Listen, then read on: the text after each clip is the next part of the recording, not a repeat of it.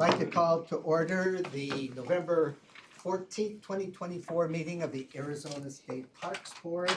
And with that, I would like Board Member Sarah King, who is on the phone with us, to lead us in the Pledge of Allegiance. Excellent. I'll give everyone a second to stand. All set. I pledge allegiance to the flag of the United States of America and to the republic for which it stands, one nation, under God, indivisible, with liberty and justice for all. Thank you, Sarah. Appreciate it. Let's have member roll call. Dale Larson, Here. John Sefton, Present. Jeff Buchanan, Here. Sarah King, Here. Terry Palmberg. Here. We have quorum. Thank you very much. And board members Palmberg, King, and Buchanan, thank you for joining us telephonically. Even though we can't see you, we see your nameplate. So we're just trying to imagine those faces with you at that particular time. But don't hesitate to engage if there's anything that isn't coming across during the discourse of the meeting. But thank you again for joining us. And to the public that are here, thank you for joining us as well. We have a quorum, so all of our official business can actually be on the record. With that, which is customary, we're a board that is mission-driven, and this is the mission of the Arizona State Parks Board. As board members, we are gathered today to be the stewards and voice of the Arizona State Parks and its mission statement, which is to manage and conserve Arizona's natural, cultural, and recreation resources for the benefit of the people, both in our parks and through our partners. And I think this meeting exemplifies that extremely well in terms of the items that we will be discussing and considering action on. So with that, I'd like to go to the first agenda item, which is the approval of the minutes. We will review and consider action from our meeting back in October 17th. Are there any comments from board members? Hearing none, is there a motion to approve? So moved. Jerry Cockford, I approve the board meeting minute, I move approval of the board meeting minutes for September 19th, 2024. Thank you very much, board member Palmberg. Is there a second? Second. It's been seconded by Vice Chair John Sefton. Any other comments? Hearing none, by voice acclamation. All those in favor signify by saying aye. Aye. Aye. Those opposed by no. The motion passes unanimously. And thank you, Pam, for getting the minutes out so promptly for us. Really appreciate it. All right, first item, and this is really quite fun and exciting for us. This is a newbie for the department on it. So the Office of Outdoor Recreation. So we have a presentation, and I believe Neil Large is going to be doing the presentation. Yeah. Hello. Hello. I'm gonna go up to the head. There's a clicker up there. Yes, yes. Neil, could you introduce yourself? Not only that, but also a little bit about your background? Yeah, sure.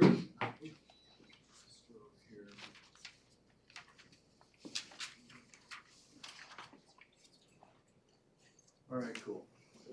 Well, thanks for having me, everybody. I really appreciate the opportunity to come here and talk with you about something that I'm very passionate about. And ladies and gentlemen of the board, I appreciate your time today, and I'm going to be respectful of it, and I shouldn't go over 20 minutes or so. So I'm a third generation Arizonan, and I've had the opportunity to explore this entire state. You know, hunting, fishing, kayaking, mountain biking, birding, like you name it. I've been able to get out there over my life and do these awesome things. And you know, my wife and I are raising 4 daughters now, and we're introducing them to the outdoor lifestyle. And for my family, and you know, I can't speak for everybody's, but the outdoors has really brought us closer together as we go on these adventures and we experience these things together. And it's so fun to watch my kids when they have their like outdoor epiphanies and they learn things out there, you know. And it reminds me of the first time I heard a bull elk bugle, which was a huge moment in my life, and it left me wanting more. Or the first time I caught a bass, you know. And then I watched these same things with my kids, you know, take them fishing, and You know, oh, well, when we first started having kids, we started having all these girls, and I was like, am I even gonna get a hunting and fishing buddy out of this deal? You know, and I got 4 of them, and I was really lucky in that respect, and I am thankful every day. But it helps me realize that you know, through talking to people, and I'm going to get into this a little bit later, that there's been maybe a gap in communication between the state and families about empowering them how to get outside, because there are things that you need to overcome. Because I don't know if anybody has ever gone fishing with 4 little girls, but it's not easy. I've taken hooks out of myself and ducks in ponds. It's been a road. So, but we love it, and it's been great for our family. And these are the kind of things that, you know, I want other people to feel these things, the sense of accomplishment you get from being in the outdoors, and just the togetherness you get with your family or friends or anybody you're experiencing the outdoors with. And so today, so I've been in this position a little over a month, you know, so I don't have a ton to report, but there's some notable things that I'd like to share with you guys. So I'm going to go through a history of the Confluence Estates and a little overview of you know, what we've got going on with the Office of Outdoor Recreation. So the Confluence Estates is it's like a governing entity of all the state's offices of outdoor recreation. And it's a bipartisan effort to promote outdoor recreation at the national level, and then each of the states, which are members of the Confluence, promote that stuff within their respective states.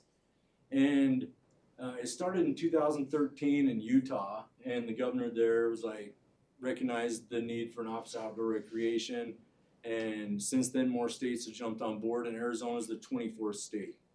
And recently I had an opportunity to meet with the Confluence in Montana at an outdoor conference, and it was interesting, you know, it was eye-opening for me, kind of helped me you know, see a direction. You know, these offices are made up of people that they're environmental lawyers, or you know, people that have been elected officials in the past, and just policy people and lifelong government employees. And each of these states is able to run their office in whatever way they see fit. And some of them have, some of these offices out of recreation have 20 employees and giant budgets. And, you know, many of us are, you know, operating on a, you know, a smaller crew.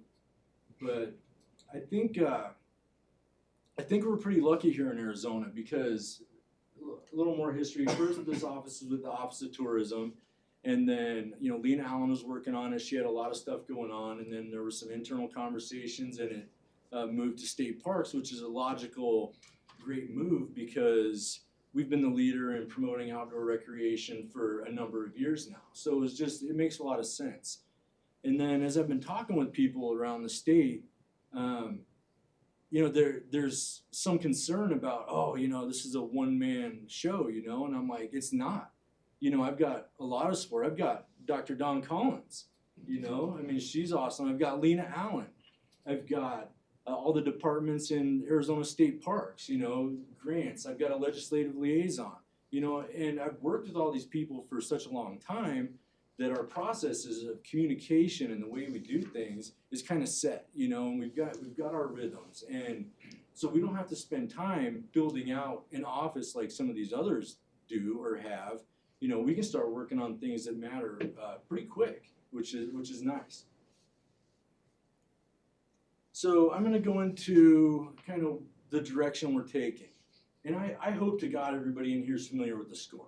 Right? Like the Statewide Comprehensive Outdoor Recreation Plan. This thing, Dawn and her partners worked very hard on putting this information together, and it's full of awesome things that Arizonans want, what land managers want. And when I first got this position, I was kind of scrambling, like, okay, what are some focus areas? What am I going to do? What are some, you know, what's my direction? And I was familiar with the Confluence of States, their pillars, and those are listed on the board right now. And then one weekend, the kids were like, had volleyball and gymnastics, you know, so I just sat there on the couch and I read the SCORP. And this thing's a giant document, you know, so I'm not suggesting everybody reads it, although it was great. You know, it took some time, but as I was reading it, I was like, oh my God, these SCORE priorities match perfectly with the confluence pillars.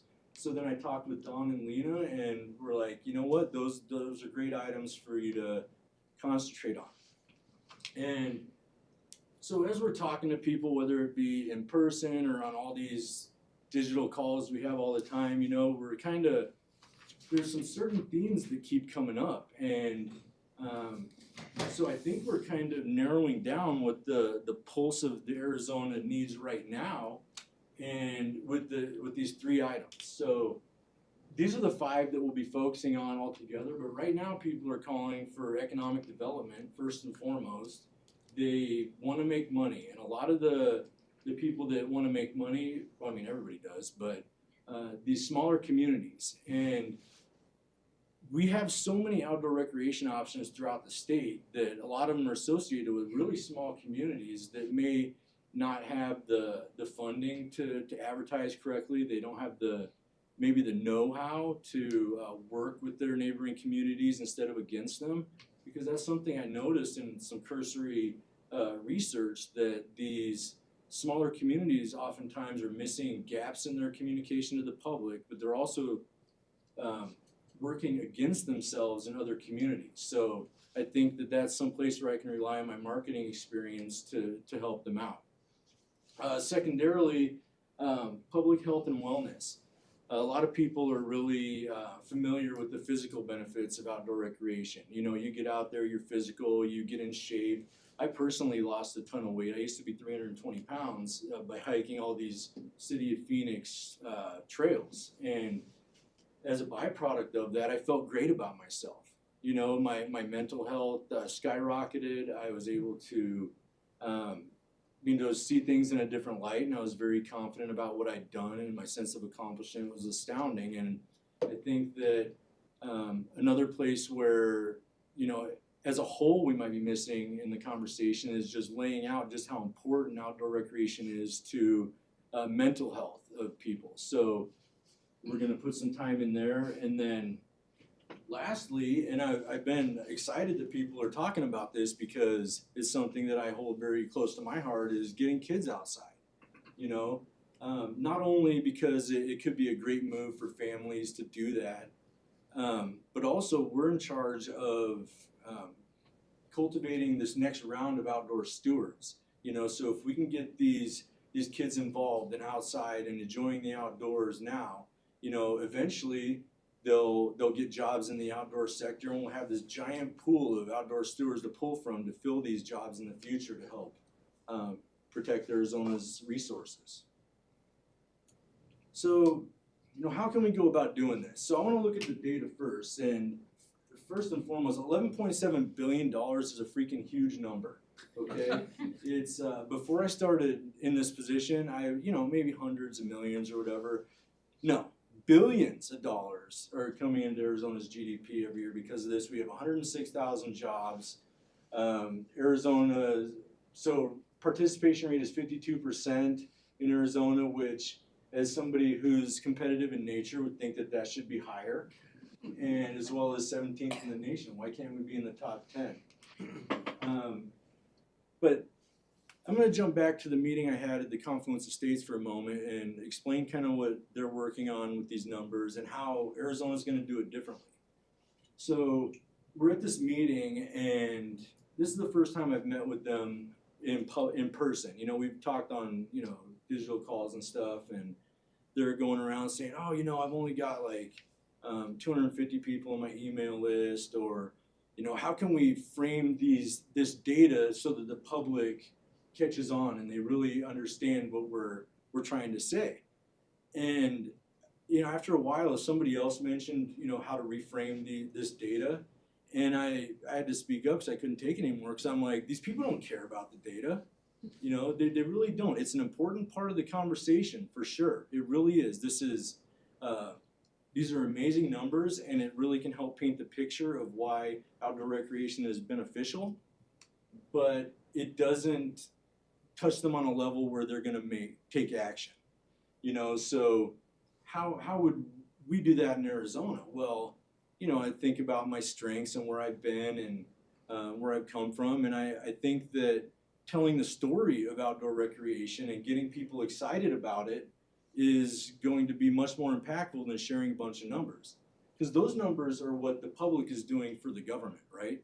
They're out there spending the money. They're out there getting those jobs, and they want to know what the government can do for them. So that's what we need to do. Everybody, maybe not everybody, but a lot of people in here have had those impactful moments in the outdoors, those life-changing moments that make you feel good about yourself. They brought you closer to other people. Those are the kind of stories that are going to get people involved in the outdoor recreation world, and those are the things that are going to start conversations among themselves to where word of mouth is going to take over, and it'll make it so much easier to promote the opportunities and successes, because we have so many opportunities here, and there's been a lot of successes. And in the marketing department of State Parks, we've started promoting the grant successes with videos, and we've gotten great feedback on that. And because that's great work, not only from Mickey and his team, but Carlos is putting together these videos. I think this is Michelle's idea originally to start doing this, and it really turned out well, and it really turned some heads. So I think that that's a great place to put some effort for this office. Eventually, industry and communities will become more involved, and with their voice, it's going to make it easier to empower the public with knowledge, not only how to advertise and get kids outside and what the mental health benefits are, but just how to get outside.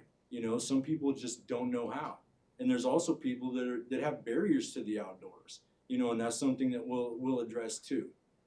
But I do want to make it very clear that this is not a one-man show, that I have support everywhere through this agency, the Office of Tourism, and hopefully the ladies and gentlemen of the board. I'd love to make a difference with you guys. So each one of you has a very important voice, and I'd love to discuss the future of outdoor recreation with all of you, and my contact info is on the board. So, I'm at my desk pretty much every day from 6:30 to 3:30. Call, text, email, call me on the weekends. I'll probably pick it up if I'm not doing anything. But I want to have those conversations, and I wanted to leave this a little bit short in case there were questions. Thank you, Neil, very, very much. Board members, John, Sarah, Jeff, Terry, any thoughts? I know are you able to see the power? They haven't seen the PowerPoint, have they?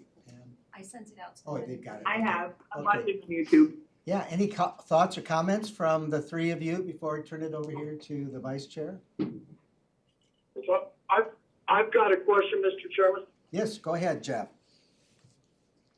And like is normally the case, I don't have easy questions or softball. So this is a challenge that I think we're facing, and I'm wondering if Neil in his meeting with other Western states has found a model of a good balance.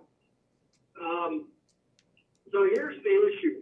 I'm all about promoting outdoor recreation, and in general, I think the more people we can get out to enjoy the outdoors, the better. But some activities are more disruptive than others. And, I'm not thinking of mountain biking or birding or hiking or horseback riding. Actually, I'm thinking of OHVs.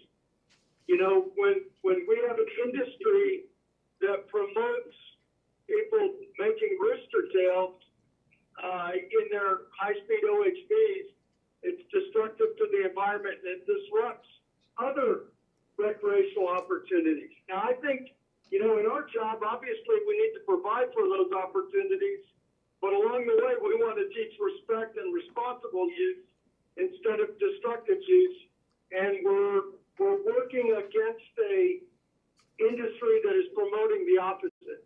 And I know that actually, Bob or somebody may want to enter the net from the committee that Senator Kerr put together 2 years ago, but this is something where I live, I continually see conflict with OHVs. So I think we want them out there, we want them to recreate, but we don't want them to disrupt other people's opportunities or the environment. I was wondering if, Neil, if you learned anything from other states, is there anybody that's really getting this balance right? Okay, thanks for your question. I appreciate it. And as far as other states, I haven't talked to them much about OHV stuff, but I can talk about some things that we've done internally and what Arizona's doing to mitigate some of those issues. So first and foremost, the Appreciate AZ program is working with Tread Lightly, which is an organization that promotes responsible use of off-highway vehicles. And that's a relatively new campaign that I'm sure is going to catch traction in the future.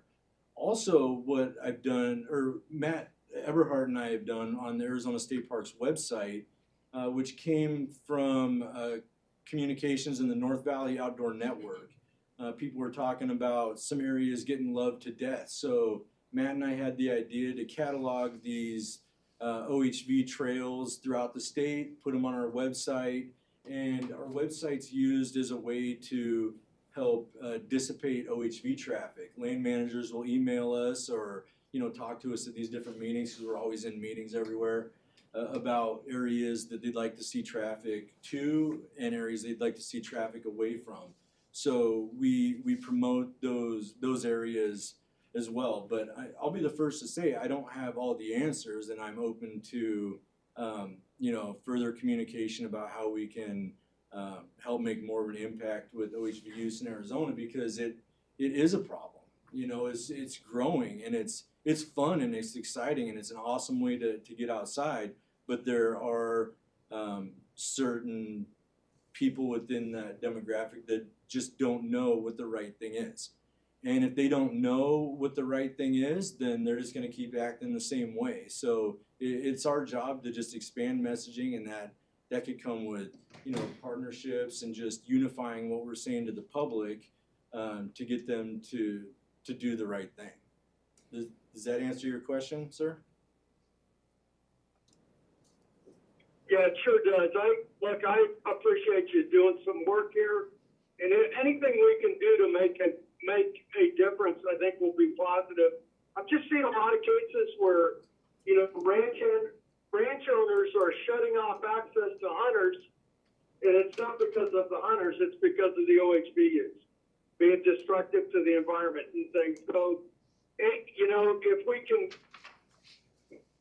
we can modify behavior so that everybody can have an opportunity and use recreation what it should be for, which is to recreate instead of destroy, I think it'll be a good thing. But honestly, I think we're fighting an uphill battle, and I'm not sure how we get there unless we're draconian, and that won't necessarily be helpful either. Thank you, Jeff. And just for the people that are here, Board Member Buchanan is also a commissioner on Game and Fish. So he sees it from both angles on this area. And I know Director Bershai, same thing with the state focus on trying to really ameliorate this. Bob, do you have any thoughts as far as Jeff's original comment was how we sort of compare to these other states and our other states? Is there a best practice model, or is this something that we're kind of creating as we go along? It's kind of a little bit of everything. Every state is different. I worked in Colorado. We established a position, and it was really a liaison to industry. The retail industry, the big events, a drawing retail industries to the state for economic growth, and it was really sort of limited to that. What we're trying to figure now, what Neil's doing by talking to a lot of folks, is trying to figure out what's missing. What's missing between, like, we've done the SCORP, and the SCORP has priorities, and we have land, federal, state, local government, tribal governments, all managing like OHVs, discouraging OHVs, or enhancing another piece. So there really isn't somebody who's overseeing or coordinating among all of the different groups. But we're trying to figure out what's missing first, instead of really saying this is what you're going to do, is really sending Neil out on the road to explore and talk and see, is there something needed that we can do. But that's not I think our goal really is to have representation on everything so we can see the big picture. Like, I sit on the BLM Resource Advisory Council, and now we can see what's going on in the BLM world, and what Member Buchanan's saying is that absolutely, BLM is wrestling hard with OHV. Our connections with the Forest Service and other local organizations that we sit on, I think it positions us better to just not really go in with a this is what you're going to do, but allow Neil to go out, talk, come back, and we can adjust, like you said, to see what role we can fill and facilitate and do that sort of coordination, because the SCORP is really what's driving, the priorities in the state. And I would just also mention, especially with Dawn here too, the agency is embarking on a master trails plan update, and all of these same issues are being discussed, and the SCORP is clearly the foundation from which we do with that, so very good. Thank you. Board members King or Palmberg, any thoughts or comments on your end? None at this time. Thank you, Dale. All right, Sarah? Nope, just thanks for the presentation and exciting to have you in the position. Thank you. All right, yeah, Vice Chair. I'll try to frame a question as difficult as Jeff's. So we've created a new office. I truly appreciate the way that you've recognized that you're not one-man band, that you've got a team of folks in multiple areas and the different resources we're fortunate to have you in your previous role in doing marketing, that you've been able to see and know and promote and all the things that you've done. So huge asset in having you. Congratulations on stepping into this role. It sounds very exciting. It's kind of like a dream job for a lot of people, right? I think so. Yeah. But I guess my question, and you might be able to answer, but is this a +1 on the resources, or did we lose you in marketing?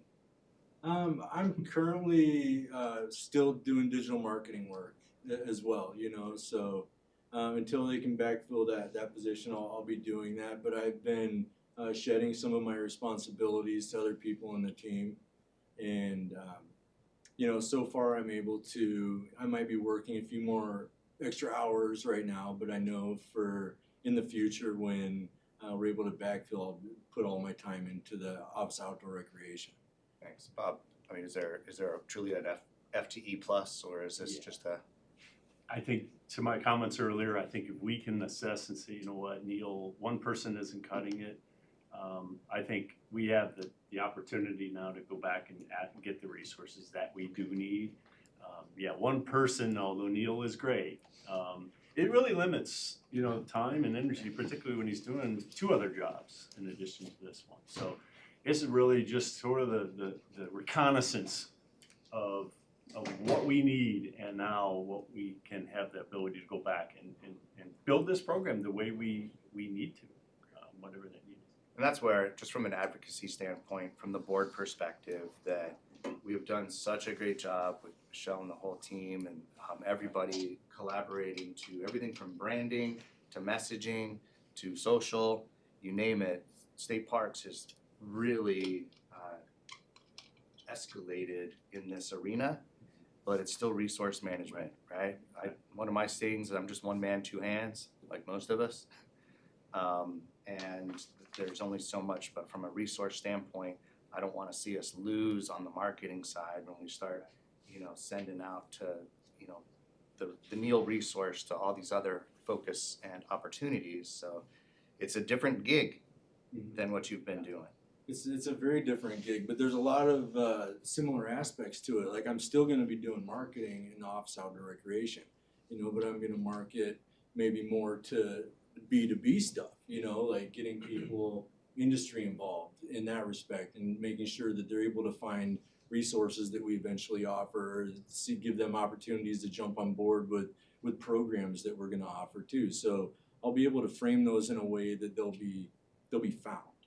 So I think that's a great way to lean on the marketing background. But also regarding the marketing team, recently we took on 2 new members with Dawn and Catherine, and I think that that team, I've always enjoyed being a part of that team and knowing that, wow, we really do a lot of great work together. And I think that I'm a part of that team, but there's so much great stuff going on that I'm not doing that, you know, if I'm not worried about it at all, they're gonna keep doing their awesome stuff together. You know? Thank you. Let me echo what everybody was saying. First of all, congratulations on the position, and you are absolutely the right person for it. And I'm glad you shared the story about your daughters. As a father of 2 daughters, grandfather of 5 granddaughters, clearly the future is with them. I mean, you know, I've done my bit and will try to do as much as I can, but the future is with them. So if we keep that vision out there, that it's all of our kids and our grandkids coming down the road in this state, then we'll be focused right. So thank you very much and good luck to you. Really, Neil, hope everything works out. All right, thank you. Thank you. All right, well, that should get everybody's inspiring, you know, again, for the rest of the agenda. So let's move into the Greater Sedona Collaborative. So, Mark, are you going to kick this off for us? I am, yes. Thank you, Chair. Right here if you need me, buddy. Nah, not today. Neil did tell me that he was going to do his best to break the clicker during his presentation, so we'll see how this goes. All right, good morning, Chair, Vice Chair, members of the board. My name is Mark Loseth, and I am with Southwest Decision Resources. We're an Arizona-based facilitation company, and we're part of the facilitation team coordinating the Greater Sedona Recreation Collaborative. Myself and 2 Flagstaff-based colleagues facilitated the GSRC, and today I'll be presenting on the first phase of this collaborative. Today we'll take a look at how we got to where we are, the process, discussions, and consensus we reached that resulted in the proposed strategies report for OHV management in the Greater Sedona area. We'll also talk about what the collaborative is doing now to pursue those strategies outlined in the report. The GSRC efforts have focused on land management issues and solutions related to motorized recreation in the Sedona area. The working group took a holistic approach to tackling the objectives you see in front of you to understand the issues, identify and prioritize solutions, and throughout the way, make sure diverse perspectives we heard and understood as we progressed through the process. Our focus area was not the entirety of the Red Rock Ranger District of the Coconino National Forest, but concentrated on where the most use and impact is happening from OHV recreation in the area. This allowed us to concentrate on many of the known issues while keeping the door open to connect and coordinate with another collaborative in the Verde Valley called the Verde Front.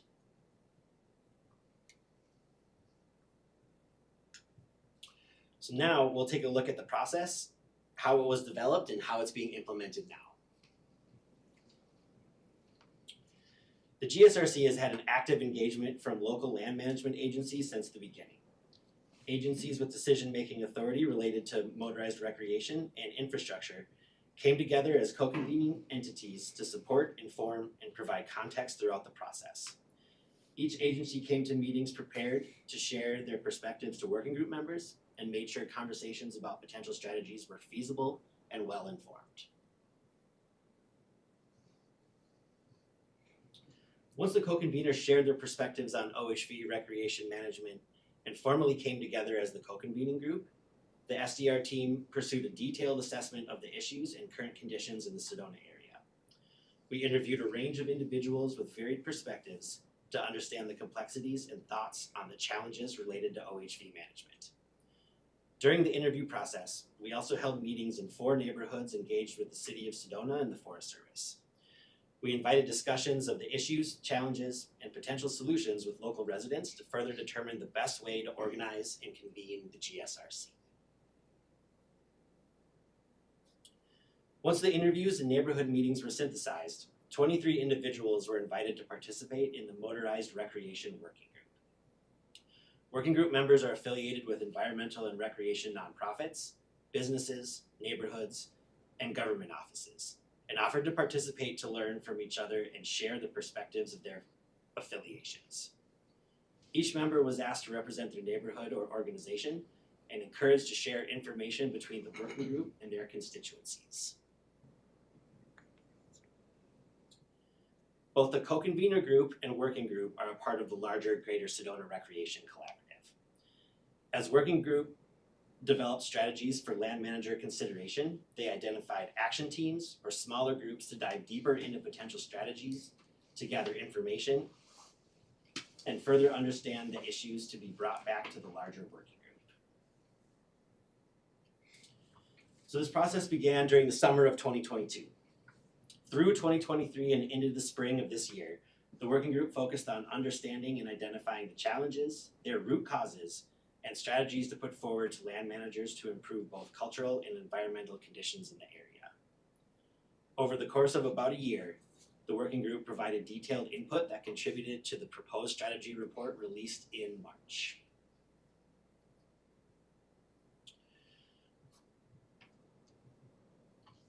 We refer to this as the spaghetti bowl.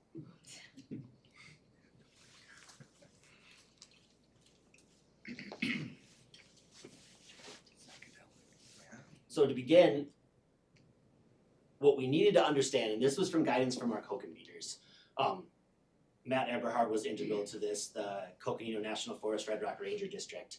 Really understanding the root causes of the potential strategies was really important to understanding how to put forward potential solutions in a feasible and actionable way. As part of the process, tied to our shared learning efforts, set up the active conversations we had to draft, refine, and finalize the proposed strategies delivered to our co-convening agencies. Whoa. So throughout the process, we used site visits, co-convener and working group presentations, and consistent updates during meetings as shared learning opportunities to make sure everyone was on the same page, understood the planning sideboards, and were grounded in the same information so that we could have open and honest discussions about how to move forward. As examples, we took trips to impacted OHV areas and rental businesses to learn firsthand from the people most involved and affected by the current OHV landscape.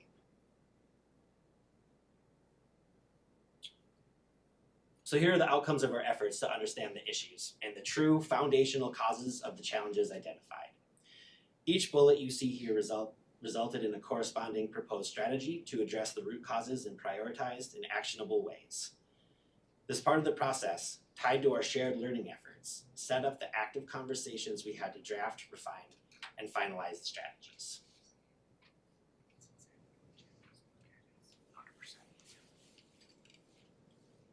Just a real quick comment, if you could go back to that slide. Sure. And to Board Member Buchanan's earlier comments, the user behavior dot points are just so critical on that. And when you see that lack of ethics, understanding, the enforcement concerns that we have in trying to coordinate it, I mean, these are the root causes. And so I'm glad that they're identified up on this slide, because I think it gives us all an opportunity to really identify that we know what the problem is. It's just that how do you then resolve solutions that can address those in any type of a sustainable manner. So I think that slide is just excellent. Yeah, thank you, Chair. I appreciate that. And a lot of the conversation that the working group had was that, kind of the three headings that we see on this slide are tied together. Yeah. And so each has an element of success to the other one. And, this report really attempted to address all of these challenges in a holistic way by identifying specific actions that could be taken to improve upon volume, physical infrastructure in the environment, and user behavior. And just one other quick footnote to Dawn, the SCORT plan identified all of these items Absolutely. as well. And so there's just such a common thread that's going through all of these different areas. It's just a question of how do we then coordinate it all together? So we're speaking the same speech, but we have some sense of a policy of where we're gonna go. Yep, absolutely. Yeah, and the Greater Sedona Recreation Collaborative, we call it a place-based collaborative, right? And so it's centrally located in the Sedona and the surrounding area, but a lot of the discussions related to this is a broader subject, this is a broader problem. This isn't just about Sedona, and some of the strategies that we did propose using that report can be applied to other places if it's appropriate. So thank you, Chair. So grounding the working group in the issues allowed them to pursue consensus-based discussions to identify these strategies to propose to the land managers, which in this case is primarily the Red Rock Ranger District of the Coconino National Forest. For every strategy, every single strategy, we talked through all of the options that could be included in the language for the report. Working group members were encouraged to clarify if they supported certain language, did not support and why, and if anyone had modifications to what was being proposed. The group continued to discuss strategies until no more changes were identified. For each strategy, we asked the group to acknowledge their position using their thumbs to understand their level of support for each strategy. We kept talking through the idea until the full group was able to move forward with the current decision. And this should be noted back to the diagram of how this collaborative has been set up, that the co-conveners during this process did not show their thumbs. The co-conveners were really there to provide context, to make sure that the working group understand policy, law, direction, and where funding was available for things. And they did not participate in this part of the process. This came all from the citizen-led working group.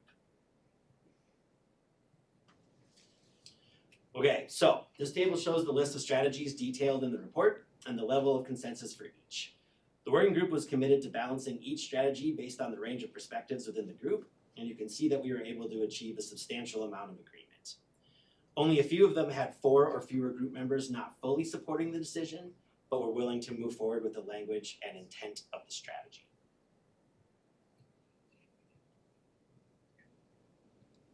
To make sure that ideas from earlier in the process were thought through, the working group reviewed and discussed some ideas that were ultimately rejected for inclusion in the report. Both paving forest roads and dust abatement were a part of the discussion surrounding safety and dust and noise impacts in the Sedona area. While these concepts did not gain traction for the reasons shown, the root causes were ultimately addressed in other strategies. And so now I have quite a few slides going through each strategy that is included in the report. But in the interest of time, I'd like to ask you all to review these slides at your convenience if you'd like more detail. So I'll go through them a little slowly just so everybody can kind of get a sense of what's proposed through this working group.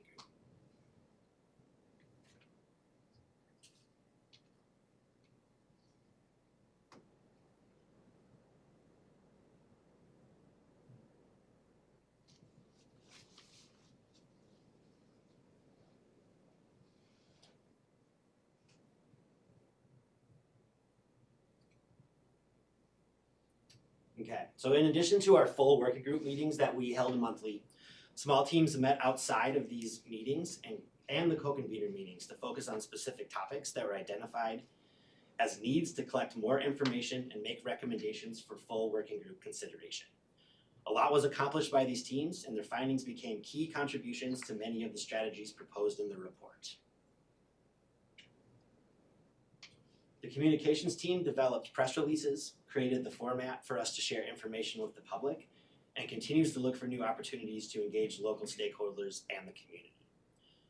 The funding team developed a comprehensive list of grants that can be used for future efforts that include planning and implementation. Conservation and restoration team worked with the Forest Service specialists to identify best practices for projects in the field. The team also started an inventory program using GPS and photos of impacted sites to support volunteer projects in the area, and conducted several projects of their own to test best practices and effectiveness in the field. The data and monitoring team performed a variety of tests and gathered a range of data using different types of trail counters, hand counting, drones, and other technology. They also performed tests on dust using donated OHVs from the Red Rock OHV conservation crew members and their video equipment. They measured decibels and different types of OHVs, recording all of this information in a final report that includes recommendations for land managers and informed specific tactics in the report. The data that they collected, and you can see the graphs kind of on the right related to vehicle counts and also dust related to vehicle type. This data is really important for pursuing some of the longer term ideas that we have proposed to the Forest Service, as they will require likely fairly extensive NEPA processes that are really reliant on data to make the best decisions for moving forward. The lawn policy team did a deep dive into existing laws. Remember, this was before the new recent OHV laws came out. They recognized that current language about minors and helmet use is not strong enough to hold up in court, and citations are often non-enforceable. The team proposed specific edits to the language to support law enforcement officers and their judgment in the field. And some of their recommendations are included in the language in the new OHV laws. Working group and co-conveners invested a significant amount of time to this effort, and we feel that the level of detail and balance of what's being proposed is a direct reflection of the commitment of the working group to identify these solutions, and that these solutions are grounded and feasible for implementation. Okay, so that kind of completed phase one. So in March, we released our final report. The working group continues to this day. So what basically ended up happening is that we now, instead of meeting monthly, we're meeting every other month. The action teams that we had in place during phase one have been condensed down into the 3 that you see in front of you: communication and education, monitoring, and route planning and speed limits. This is currently where the bulk of the effort is happening with the GSRC. So they're getting together as often as they feel necessary. And anything that they have to report, whether it's new information, new ideas, or potential solutions to be weighed in front of the full working group, they're bringing those back. And that meeting's actually happening right now as I speak in Sedona. And so this is all tied back to the report. So additional capacity. We do now have an enterprise team that's kind of this, I don't totally understand it, but it's kind of a consulting arm from the Forest Service. They are now actively engaged with this group to do more route planning. And the education team is moving forward, and of course, leaning into some of the existing programs that are already occurring, such as the ambassador program from the Arizona State Parks and Trails, and the new educational videos and test that the Arizona Game and Fish is about to release next year. Midterm, so we're starting to get into things that will likely require a NEPA process. So monitoring continues. Project management plans and capacity analysis are fairly large asks and pretty detailed asks, and the working group is committed to supporting these processes to the best of their ability to make sure that this priority continues moving forward in the Sedona area. Speed limits and motorized system planning, again, this might not be considered midterm to everyone involved in the working group, but are critical to the understanding of how to alter the landscape to improve both cultural and environmental conditions in Sedona. And then long term, so actually implementing a new motorized system plan that might be adjusting routes that are already existing in place, that might be adding new routes, yet to be determined. That action team is digging into that now. Considering a permit system, if anybody is unaware, permit systems for outdoor recreation on Forest Service lands is a tall order. There's only a few examples in the country that are actually implementing permit systems for things like this, and the Tonto National Forest is one of them. And is kind of being looked at as a potential model for this. But there is a lot of detailed analysis that the Forest Service needs to go under for the permit system. However, it remains a priority for the working group. So this effort does continue today. And then our education team is still working on press releases. They're writing articles for the newspaper. They're looking into social media accounts dedicated to the GSRC and how that can tie into the new tourism bureau that the city of Sedona has. Thank you.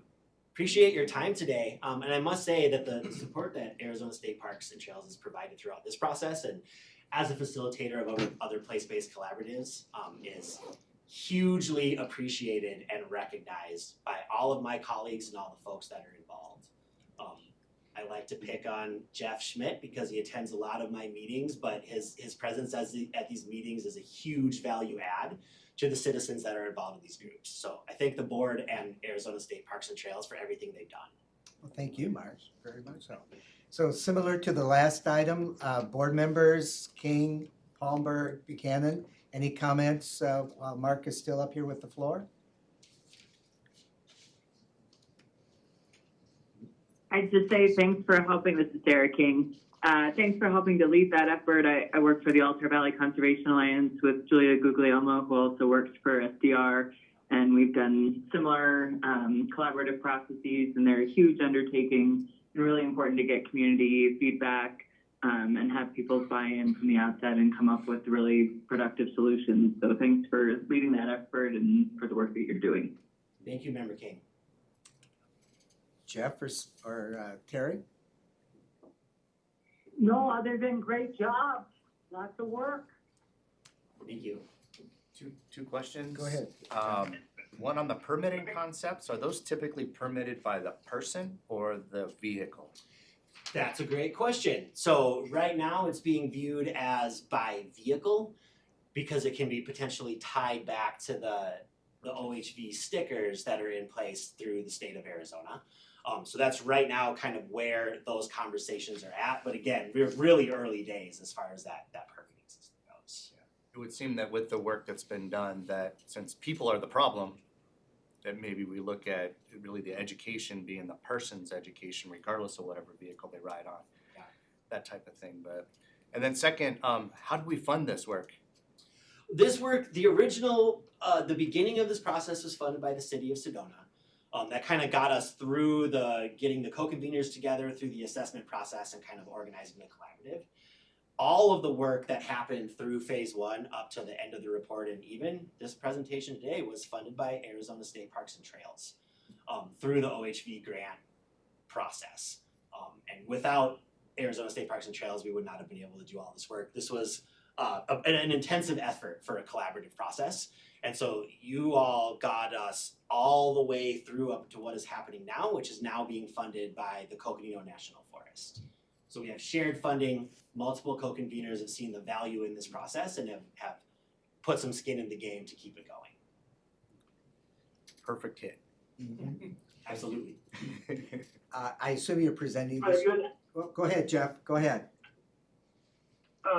Thanks, Mr. Chairman. Hey, briefly, this is a follow-on to John's question on funding.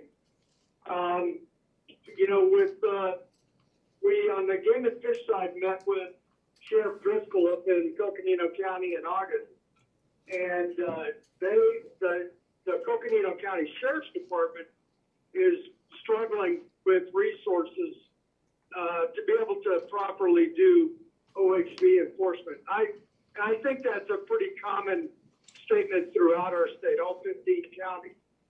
I wish it weren't the case, but we get back to human behavior, and sometimes an important tool in shaping behavior is enforcement of laws and regulations.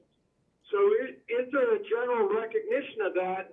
And did the group come up with any kind of funding strategies to help with enforcement? Jeff, Matt Everhart came up to the podium and he'll respond to that. Yeah, Mr. Chair, Member Buchanan, I currently serve as part of that education and communication team. And while we were actively working in the working group, I was part of a 3-person team for the funding. So we brought to the table our grants and trails funding from state parks, as well as looking at other manufacturers' priorities and funding availability. And it's an ongoing conversation that I'm actively having with all of the different sheriff's offices. I've had conversations with Coconino sheriff's offices, and they had elected to not apply on our previous conversation. That may have changed since, so I'm happy to reach back out to the contact that I was working with initially on potentially submitting an application, but coming up at the December meeting, you're gonna see applications from Payson PD, Flagstaff PD, also Navajo County Sheriff's Office, as well as Yavapai County Sheriff's Office related to OHV law enforcement for very high dollar amounts to do work over the next many years. So it is an ongoing conversation that we're actively involved in. We do have law enforcement specific grants available within the Off-Highway Vehicle Recreation Fund. And then in some instances where they need more than that $100,000 threshold, they are able to pursue our competitive dollars, which we'll see 2 cases of that next month. Does that help, Jeff? Thanks, Matt. Yep. Yep, that's great. Thank you. Appreciate it. And then if I may, I just wanted to give SDR a huge shout out. As you can imagine, a very diverse and passionate group of folks in the Sedona area. Not easy to get along at times, but they handled it in stride. They did a fantastic job keeping us on task, focused. While there was a slight gap in funding, we as the co-conveners actually hosted and ran one of the meetings. And again, kudos to the SDR team, because keeping everybody on task and focused and happy and headed in the right direction was a huge lift. So you guys did a great job, and We're actually looking into conversations with the working group to see other avenues for continuing their funding and maybe looking into non-motorized issues in Sedona. So there's lots of things on the horizon, and I just want to give you guys that public shout out. It's on the record now. Thank you, Matt. I appreciate it. So Thank you, Matt, and thank you, Mark. Any other comments? Very good, really appreciate it. Excellent presentation. Thanks again. by the way. Thank That you. was- I like that a lot. All right, considered action item is the Growing Smarter Observatory Mesa proposed amendment to the right-of-way up in the Flagstaff area. Mickey Rogers is here. We also have visitors from Flagstaff that we'll probably call upon, as well as their city attorney. So Mickey, take it away. Thank you, Chair, members of the board. So the Growing Smarter program has been a grant program that was administered back in the 2008 to 2011. So it's a program that's under us, and I'll give you a little history. It was established in 1998. The Growing Smarter Act provided funding for the conservation of Arizona's natural resources to be used for the acquisition and preservation of select parcels of state trust land in or near urban areas and other areas that were experiencing high growth pressure to benefit future generations. The program established an annual $20 million appropriation to the Land Acquisition Fund, which began in FY21 and ended in FY2011. Arizona State Parks developed the Growing Smarter Grant Program, establishing eligibility requirements and criteria to manage and administer the program and to establish the equitable distribution of the funds. The grants provided up to 50% of the appraised value of the acquisition costs, and the sponsor came up with the other match. Successful grant recipients conveyed a conservation easement of these properties to the Arizona State Parks Board in exchange for this funding. Once awarded, recipients confine the use of the property to the conservation purposes and only support activities that support these conservation values. The sponsor will protect the property's resources and public values and conserve the open space of uses that would jeopardize these values or development that would obstruct the scenic beauty of the land. However, grant recipients may alter low resource value portions of the property in the least intrusive means feasible and on the least amount of acreage possible to support the property's conservation values. Grant recipients shall grant reasonable permanent access to private lands also. So this is a map of the projects that were awarded. 34 projects, $247,771,578, and 49,453 acres of property is permanently conserved.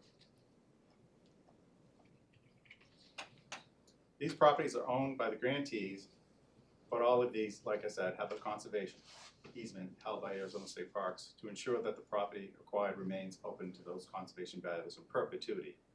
No more than 10% of the acquired property, up to 20 acres, may be eligible for alteration. And all of this must be approved by the State Parks Board in advance.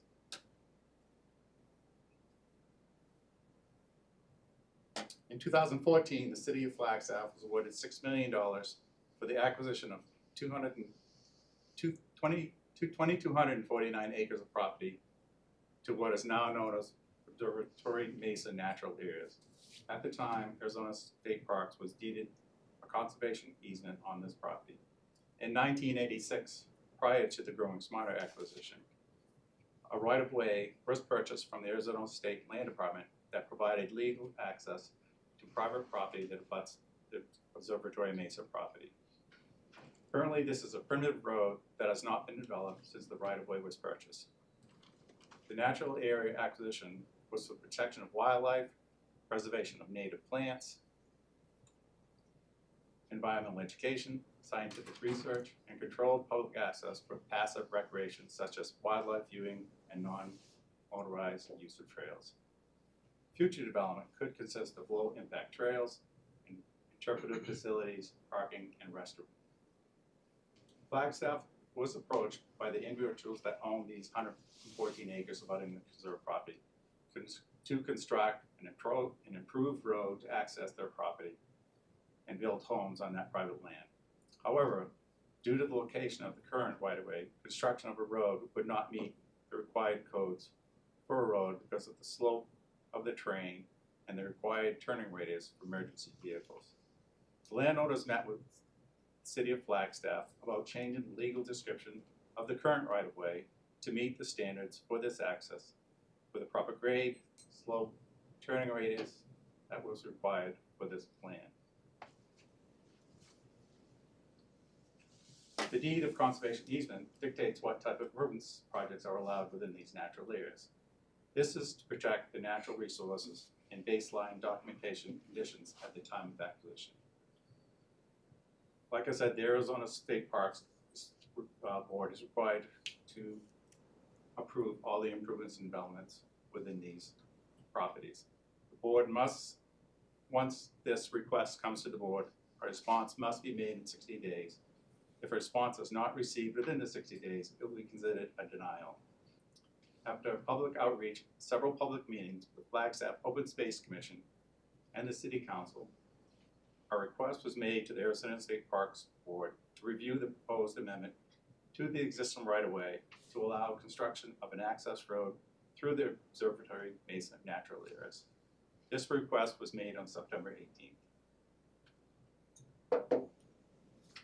To date, Flagstaff has not requested any changes to baseline conditions, which I said could be up to 20 acres.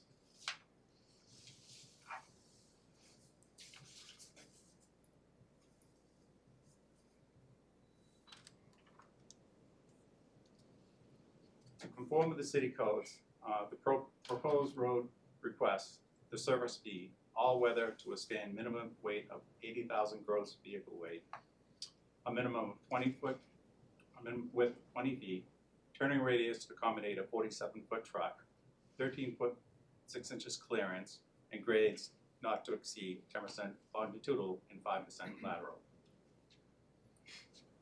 The current legal description alignment is of approximately 0.8 of a mile, encompasses 3.52 acres. The new alignment after construction would encompass a smaller footprint of 2.7 acres when it was completed. Once constructed, this right-of-way, a well-traveled road, could have impact on wildlife on the 48 acres east of the right-of-way. This map shows the properties of Observatory Mesa. It's the green shaded 4 properties that are part of this. This map shows the right-of-way, where the right-of-way is located in section 6. And this is the current right-of-way that's within the property going to the private property, which is the red outlined area. So this is some of the current conditions. This is what the property looks like near the Hidden Hollow neighborhood with the end of the property. This shows some of the slope and grades of the current alignment. And this shows the area near the private property that is fairly level and could be used.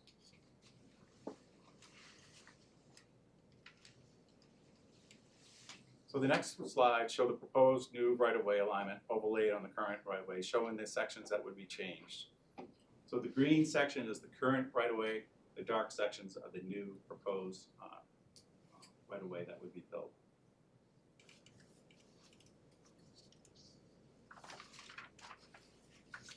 As I did, in several public meetings, both Open Space Commission and City Council, several comments were made on the amendment, particularly for the landowners who are all in support of this new right-of-way.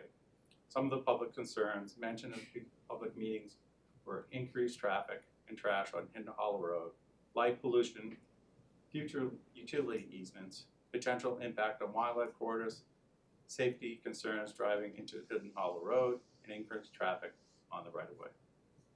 Some conditions of the new alignment that would be requested from Flagstaff, if approved: creation of an HOA to provide legal entity responsible for the maintenance of the right-of-way, require a performance bond to ensure completion of the projects once it's started.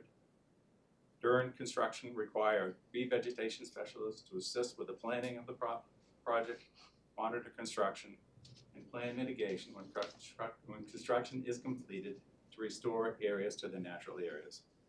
All sections of the existing right-of-way not being used on the proposed alignment be decommissioned and restored to open space standards. The required right-of-way be constructed on a private parcel, whereas currently parallels the observatory mesa.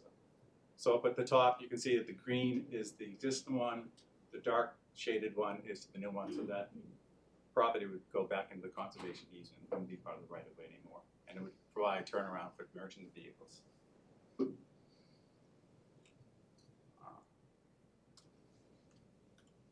The required revegetation of the roads cut and filled, required ongoing maintenance, any future utilities be placed under the right-of-way. The Open Space Commission approved the recommendation and all were in favor and sent to the City Council. On September 17th, Flagstaff City Council supported the proposed amendment to change the right-of-way and requested that it be forwarded to Arizona State Parks for their review and recommendation. And with that, I'd be happy to answer the questions you have. I'm glad you're gonna be happy to answer any of our questions. That's good. Thank you very much, Mickey, appreciate it. And as I mentioned, we do have representatives from Flagstaff, and if the board would be willing, I'd like to call upon one of their spokespeople, just so that we can have that information shared before we go into our own discourse. So Cody Routson, if I pronounced that correctly? Yes, thank you. If you would come up and just introduce yourself and the group that you're representing today. Great, thank you all. I really appreciate you considering this.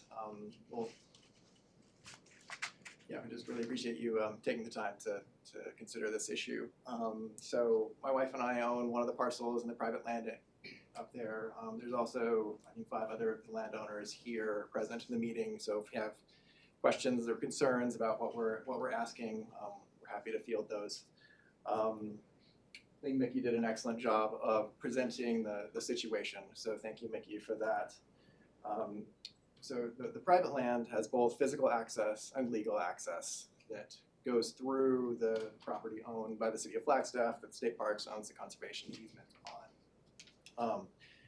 The legal access, the right-of-way, was established in 1986, as Mickey mentioned, and it was drawn without consideration for the topography, and it was also drawn before the current access, the city's access standards of slope, turning radiuses and widths. And so what we're here asking for from the board and State Parks is, first of all, permission to construct a driveway within State Parks conservation easement, which we need approval for, and then also permission to realign the easement from where it was drawn back in the 80s to where the current road exists.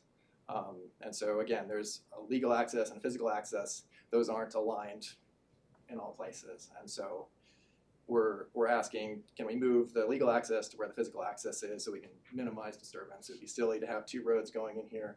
There's also slope constraints where the legal access is that we can't kind of physically meet the standards of the city in that legal access. I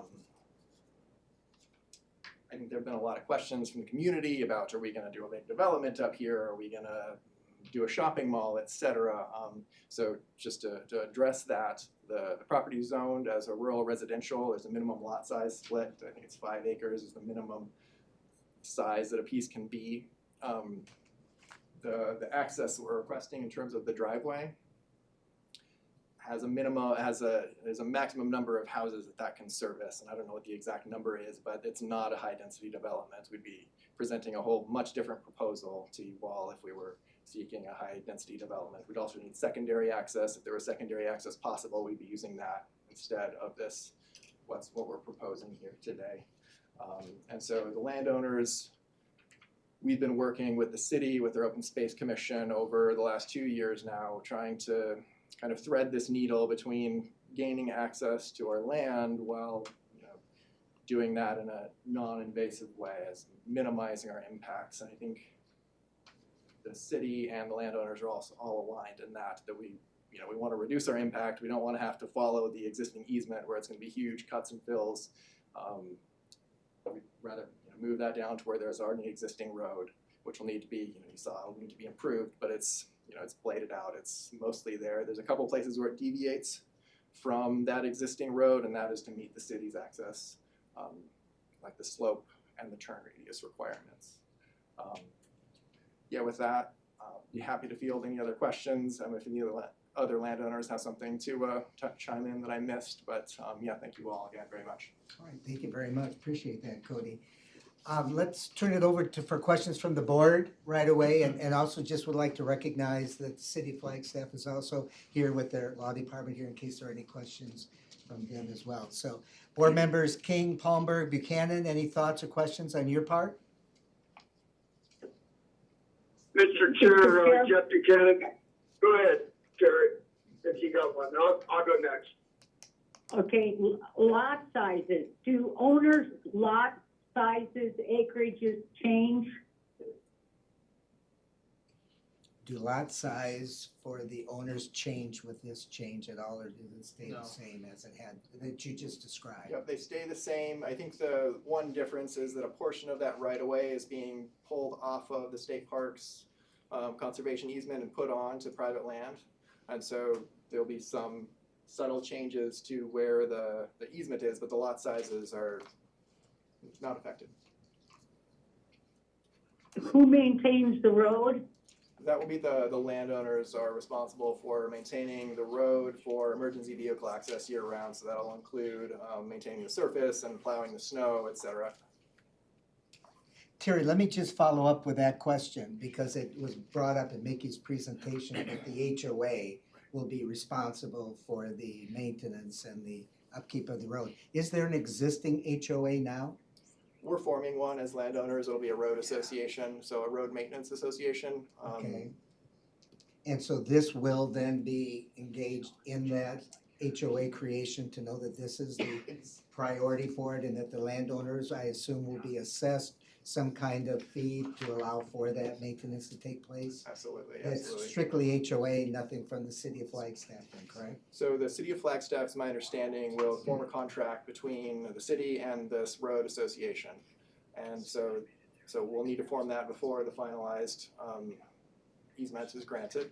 Okay. And the terms of our access, including the maintenance and the width and the, all of the things that Mickey outlined, will be in that document between the city and our road association. When do you expect the HOA to be legally formed? We're currently in the process of doing that, so once the lawyers can put their scribble on it, but soon. Terry, does that answer your question?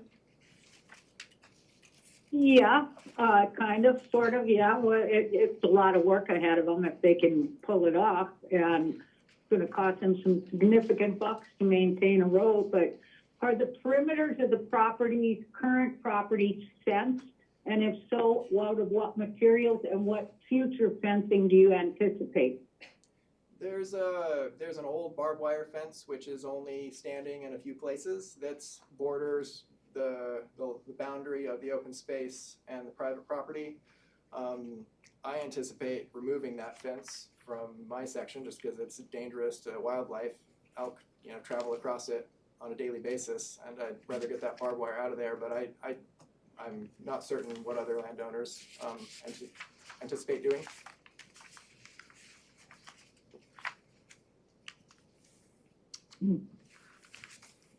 Terry, anything else on your side? I mean, we'll come back to you if another question comes up. Jeff? Well, that just raised lots of questions. Okay, Jeff, do you want to go ahead? Sure, thanks, Mr. Chair. And Mickey may have covered this, and I just may have missed it, but first of all, I'm a big fan of creating one road instead of two, but on the areas where the old road is going to be returned, who is going to pay for that revegetation or whatever it's going to take to return it to a natural state? Good question. That was one of the conditions of the city and also the Open Space Commission, that the landowners would be responsible for revegetating any of the existing road that we can't use. So that'll be the landowners. Okay, thanks. All right. Sarah, anything from your end? None from me. Okay, let me turn it over to Vice Chair. Thank you, Mr. Chair. Does the City of Flagstaff have anything on the CIP 10-year plan for either development for this space, use of, its conservation, right? Yeah, so sorry, Kevin Fitzel, Deputy City Attorney for the City of Flagstaff. Thank you for the question, Vice Chair. So do we have any plans? That's probably up on the Mesa. That's probably a question for Robert. Are you asking about on the Mesa or on for private properties or in that area?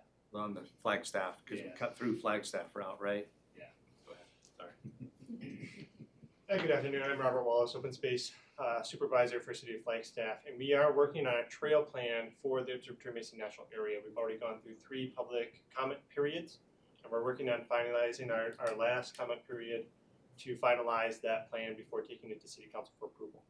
So our 4 sections are included in that trail plan, in addition to neighboring Forest Service and some neighboring private property. Excellent. And how does that intersect with the private future HOA easement in that? Would we project any conflicts or public users of the private HOA improvements and the burden that might end up on as far as getting that very clear that if they're taking on the maintenance of the roadway, of the entirety of the easement, and we have public planned amenities, has that been addressed legally? We'll go back and forth here. We've talked with the landowners about this. So the current easement, we call it the BLE easement. I hope I'm pronouncing her name correctly. The one from 1986. It actually calls it out as public right-of-way. We've been in our conversations with the property owners, we've talked about whether when we amend the easement to change it to sort of a private driveway with open access to the public for bike and pedestrian traffic, to limit the vehicle traffic up there so people don't treat it as a public roadway and start taking the road back there and we get all that traffic. One, because we don't want the impacts on the Mesa, and also I think the private property owners as the owners, as responsible for maintaining the road, don't want that additional traffic either. But we definitely want the pathway to be used or the road to be used for pedestrian and bicycle traffic. So that'll be built into the amended easement. Great. Just my experience in dealing with some of these areas, it's tricky, so explore, and know what you're getting into in that legal document. Sometimes years later, you have to go back to that legal document and set courses straight. Yeah, and we haven't really dug into that yet. We've been going through this process with our commission, council, and now the Parks Board, but that will definitely be our next step, is working with the property owners on developing that document. Great, thank you. Board Member Palmberg, did you have another question? I didn't mean to limit your number of questions. Do you have anything else you would like to ask? I would like to know what the current uses are of that area and how much public access exists on a regular basis and is used. Very good question. Thanks for the question. We do have a trail system that comes up out of Thorpe Park over to Railroad Springs. And then we have another trail access that is off of North Tilly Lane, the Flagstaff Loop Trail. We have just under 6 miles of current designated trail, but our trail plan that we're currently working on would greatly expand that offering, and it would also reserve some of the roads and trails in the preserve for access as well. And so we probably get close to around 30 to 35,000 visitors a year that are counted coming up from the Thorpe Park access onto the current Flagstaff Urban Trail system. But we only have the one trail counter at this point. We know we get a lot of other additional users from other access points. There's also an access point, driving access point from A1 Mountain Access Road that accommodates equestrian users. The current preserve does not allow motorized traffic. It's a non-motorized system. But the center parcel there is, Section 7 is owned by the Forest Service. The Forest Service has an easement across the city's property to allow motorized traffic to Section 7. And so there is motorized traffic that crosses Section 12 there to the center section, which is Section 7. But we are hopefully moving towards a non-motorized trail system for the preserve, for this area. When it's an informal access way that it currently is, I'm sure you have users that drive up there, park, and start hiking around. What's gonna happen in the new system? Well, this particular road access is called a public access, but as Kevin Finsel mentioned, we hope not to have motorized traffic accessing the natural area from this location, but to have pedestrian access. The wishing and hoping is kind of tough when we have a hard time with all the HOVs and everything that access ATVs and everything. It's gonna be interesting for you. One of the recommendations by the Open Space Commission was to consider a gate at that point of entry. So that is something that, we could continue to think about. All right. Anything else, board members King, Palmberg, or Buchanan? It seems to me that it's difficult to make a decision because there's too much still up in the air. I don't know what to say other than that. Okay. Mr. Chair, I can speak to that. Sure, So please. until they come up with 100% plans, which they didn't want to go that route until the right of way is approved, they need to come up with 100% plans that need to be approved by Flagstaff. They aren't at that phase yet, but correct me if I'm wrong, that's the next step. Right. Landowners will come to the Flagstaff with 100% plan for this property. So what percent is it at right now? Yeah, I'm happy to. I'm Joe Hendricks. I've probably been involved in this close to 20 years since I originally bought parcels up there. So regarding the access, we would prefer to have no road, no vehicles, motor vehicles go up that road other than the land users, the landowners. We're open to putting a gate. The issue we run into is terms of maintenance of the gate. We don't want to maintain that gate because in the wintertime, a rolling gate that goes back and forth where you've got numerous property owners that are going through their daily, it just doesn't make sense. I think signage will accomplish that. And it's a one-way road. I mean, it literally goes from Hidden Hollow, which is county, to the top where the property stops. And we don't have vehicles really go up there. That hasn't been an issue in the 20 years I've been going to the top of the hill. We do get some ATVers and whatnot that make that drive, but they oftentimes come in from other parts, from the west and from the south. And that's across basically Forest Service land and state parks. So I'm not concerned about the vehicles. I'm not concerned about the maintenance. We're happy to have people go up there in bikes and horses and pedestrian traffic. It's non-impactful. It's not going to affect our ability to maintain it. And it's really, at the end of the day, it's effectively a driveway that's maintained by the homeowners up there. We're 85 to 90% through this process. We've solved pretty much everything with the city that Flagstaff had in terms of their concerns. Right now, the HOA document that we're putting together is with the attorneys at Pulcinelli, and we've got a rough draft that should be ready to go next week. And we're trying to keep it very simple. And the idea here, the essence of this is minimize the impact on that basically piece of ground that the state effectively sold to the city of Flagstaff, I guess it was about 7 or 8 years ago. And because we don't want any more impact either. It's not to our advantage, it's not what we like, and we're trying to keep this as natural as possible. These are 5-acre parcels. Absolute minimum is 5-acre parcels. There's not a lot of private land up there, and that is effectively the wish of all the property owners up there. We're all aligned on this. So yes, we're way down that road, and I don't want to make any representations that we're not. We've been working on this for years, if not decades, and so I'm happy to answer any questions at this point in time. I would speak to the completion of the plans because we're pretty close to the plans. Absolutely. So Mugen Engineering is basically it's the engineering firm and the surveying firm up in Flagstaff we've been dealing with for 20 years. So we've been through 12 to 13 iterations of this road over the past 20 years, and the one we have now, in fact, all that topography you saw up there was done. I wrote a check for that about 20 years ago to create basically 2-foot elevations. They didn't exist before.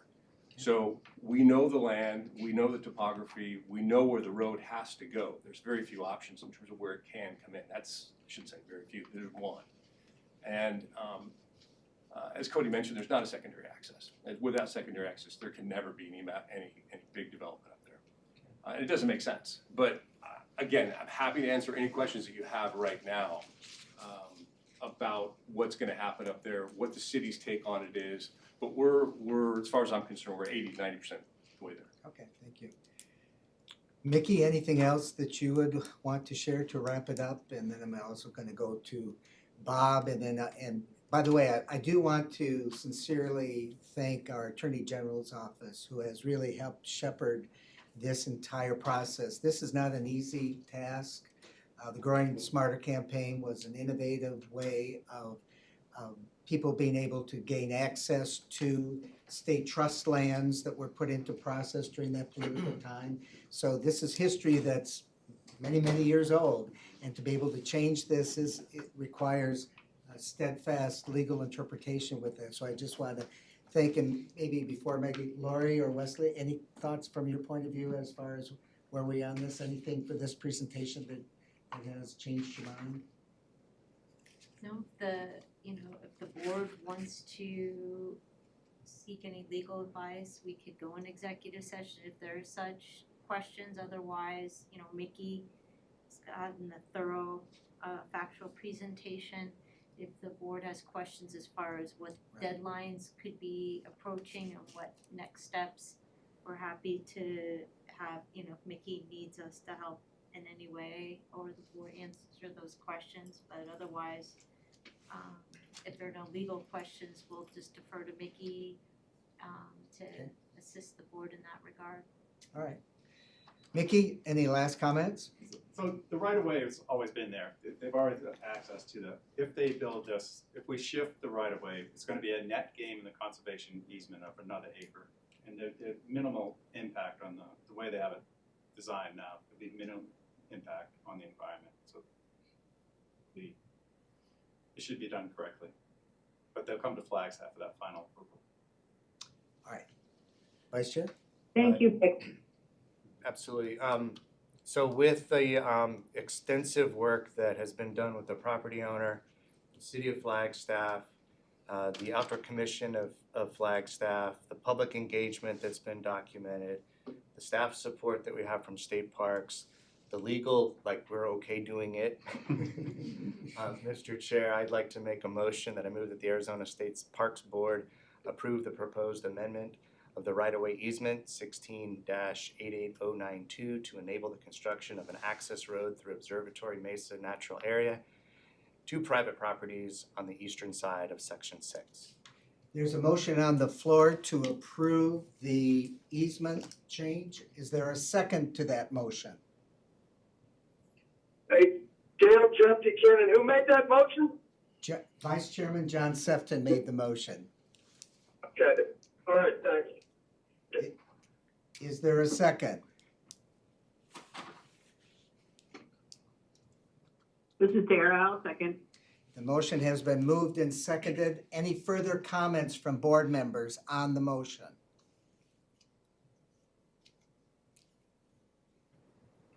Hearing none, roll call vote. Dale Larson, Aye. John Sefton, Aye. Jeff Buchanan, Aye. Sarah King, Aye. Terry Palmberg, Aye. The motion passes unanimously. Just for the record, we're within the 60-day period. We're about more than halfway through that 60-day period. I know that SHPO has to review this.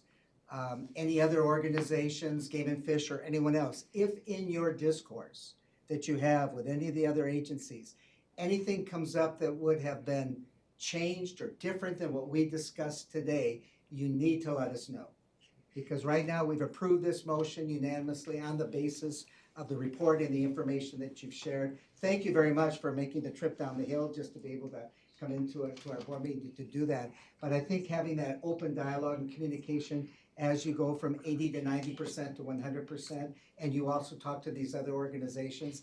Thank you to the city of Flagstaff for your hurting this and making sure, Kevin and Robert, thank you very much. By the way, I think it's great that you have an open space department.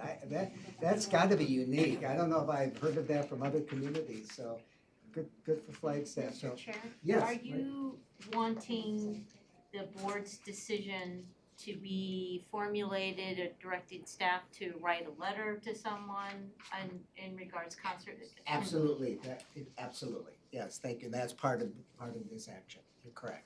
Thank you very much, Lori. All right, thank you very much. Mikey, thank you for the comprehensive report. Really appreciate it. Mr. Chair? Yes, Would you like me to sign that response? Yes. On behalf of the board? Yes. Okay, I'll work with Lori and the team. I think that Okay. makes more sense, right? Okay. Thank you. Thank you. All right, we're now going to go to future agenda items. Board members may identify items or issues they wish to be considered or included on a future agenda item. Sarah, Terry, Jeff, do you have any items that you would like to see coming up here in December or January? Mr. Chair, Jeff, just Go ahead. location of board meeting, I know you're on it. You bet. On it completely, yep. John, anything? No? All right, let's go to Executive Director's Report on current events. Thank you, Chair, members. Good morning still. Just remember that the next December meeting immediately following is our annual potluck. So don't eat breakfast and maybe dinner the night before, because the ones that were here last year, you know what I'm talking about. So just schedule that. We'll have that immediately following the board meeting. The couple events here that wanted to highlight was that we had partnered with Historic Brewing Company. It's a local brewery in Flagstaff. We rolled out basically our new Mexican lager. It's Canelli Ranch House Mexican lager. It was released at Oracle, as you can see. Everybody's smiling with beers in their hands. But anyway, what a great event. About 100 people attended. I know we had a lot of staff as well. And so that tasting night before is October 25th. In Tucson, where the beer was distributed out, and then we had the next night was at the park. So if you can pick that up, I think it's like in Sprouts and a couple of other distributors that can sell. I've been looking for it feverishly in my Sprouts, and I haven't found it yet. Somebody has some of mine that they're not giving me. But anyway, it was a great event. Deputy Director Sarah Weber was there, and I'm sure she sampled a little bit, but stayed the night in camp, and she approves. And then, of course, the next biggest big event was Kartchner's 50th anniversary celebration. We had about 1,000 people. Chairman Larson was there with his wife, his lovely wife. She's very, very nice. And I'm married now. Yeah, didn't we all? But it was Kartchner's 50th anniversary of them finding the cave, but it was also the 25th anniversary of it being a state park. Nobody can answer what they did in that 25 years, why it took so long, but there's a running joke there. But you can see some of the pictures there. Obviously, Erica Way and her team, park manager, did a phenomenal job on everything. And we had a lot of folks from Central. Our own Pam Kaysen was there too. She kept me in order.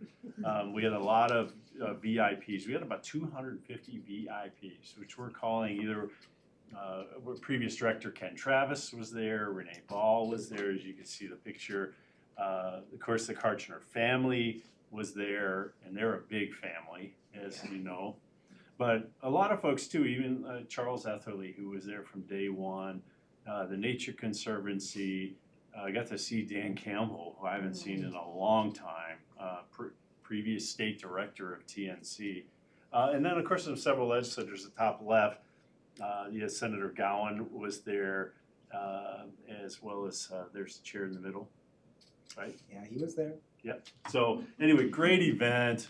They did a great job. Worked really, really hard to pull this thing off and to keep that many people together and having fun and doing cave tours and feeding everybody. And it was a wonderful night, as you know, Chair. And I'll let you make any comments that you would like to make on it. You know, after you've been in this career for over 50-some years and here in Arizona over 40 years, this is clearly like the highlight. I mean, it was just magnificent. Everything pulled together. You mentioned Erica and the staff and what they did. It just gave you goosebumps being able not just to be in the caverns, which is phenomenal in and of itself, but the socialization, the people there, the community. The day was perfect. I mean, you couldn't ask for a nicer day than what we were up there with. And seeing former director Ken Travis there, he was so proud and so honored. You know, I mean, obviously this was his legacy more than he did a lot. Obviously, he was here, but this was part of that. So yeah, it was great, and kudos to you, Bob, and to the entire staff for making it feel comfortable. It was no small undertaking to have that many people being able to tour the caverns with all the changes going in and out and in and out. So yeah, it was great. Thank you very much. And the bottom right there between Ken, we had representatives from the governor's southern area office who came and read that commendation proclamation. I guess it was written as a commendation. I don't know what the difference is, but it was pretty cool that they designated that day and recognized those two time periods. And we got to take them around. They got to tour the cave again, I think. They've been through it a couple times. So yeah, just all in all, good day, great night. From noon, early in the morning they had a lot of talks and they had a lot of events for kids and things. And they had several food trucks, and I guess all of the food trucks ran out of food at 12:30. There were so many people. So anyway, we ate. We had a great Mexican buffet out of the folks in Sierra Vista. Catered it. So yeah, it was just a great event. And I was just really glad to get there. So. And to Sarah and Jeff, being down in your part of the state, wow, what a big difference. In just a couple hours drive, you're in a wonderland where you are. And our hope is, which is the next agenda item coming up, is that either January or early in the year, we hope to be in Sierra Vista to be able to convene our meeting at that point in time. One question I have, Bob, now that as I'm listening to you kind of go over the overview, it was mentioned the partnership with the Catalina State Parks Foundation. So what's that relationship with Karshner? Are they still the foundation for the park, or is there a separate one now, or how does that work? We use them as they're the 401. They can collect donations, and then they can help us purchase food, because as you know, we can't buy food. So we kind of use them as the surrogate for Karshner. I think this is the second or third time we've used them, but they do go outside Catalina and help us fundraise and collect donations, and then help us at events all over. But yeah, they're based out of Catalina, but they've been great at helping us buy things like food and other things that state procurement law they won't let us buy. And for sure. So yeah, they've been a huge partner in this. Okay, thank you. Sarah, Terry, Jeff, have you all been to Karshner's? Yes, I have, Bill. Terry. And I have, Dale. Sure. All right, very good. All right, let's go into the next item then. Bob, anything else, Bob? Nope. I'm sorry, yes. For the December board meeting, we do have awards that we'll have the chair present to our past AORC members, as well as R.J. Carden from Maricopa County Parks and BRAC. So I think we're giving out three awards, 3 recognitions. Excellent. Looking forward to that. 3 commendations. Okay, get on to executive director, current events, board members. You just heard mine, so anything else? Current events from any of our other board members? Mr. Chair, Jeff Buchanan, I've got two. Yes, sir. Quickly. Go ahead. So first one is, really has to do with Sonoyta Creek.